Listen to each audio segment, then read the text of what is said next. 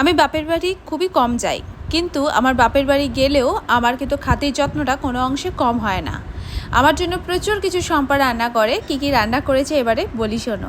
প্রথমেই ছিল নিম বেগুন ভাজা ভাত, কারণ নিম বেগুন ভাজা খেতে খুব ভালো লাগে, গরমকালে তো ভীষণই ভালো লাগে। তারপরেই ছিল ধোকার ডালনা। এটা নাকি মোদকে খুব স্পেশাল করে করা হচ্ছে বলে মা আমার জন্য এক পিস পেয়েছে দোকান থেকে, তাই নিয়ে এসেছে।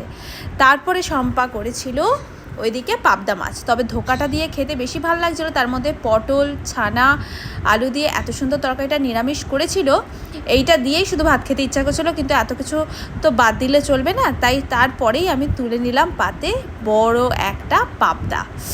কী যে অপূর্ব করেছে মাছটা, তোমাদের বলে বোঝাতে পারবো না। শম্পা এত ভালো রান্না করে, এর আগেও বলেছি।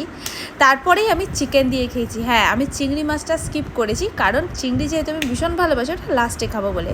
চিকেনটাও অনবদ্য হয়েছিল। আমরা সাধারণত বাড়িতে চিকেন রুটি দিয়ে খাই, আর এখানে ভাত দিয়ে খেতে খুব ভালো লাগছিল।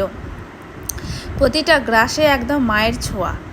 তারপরেই ডিরেক্ট অ্যাটাক করেছি চিংড়ির ওপরে, আর পাতে ইতিমধ্যে শম্পা দুখানা লেডিগিন্নি তুলে দিয়েছে। সরি, ওটা গোলাপ জামুন ছিল, লেডিগিন্নি বলা যাবে না, তাতেই নাকি ওর অসম্মান হবে। ও আসলে এত লেডিগিন্নি খেতে ভালোবাসে। চলো, আজকের মতো খাওয়া দাওয়া তো আমার এই ছিল। এই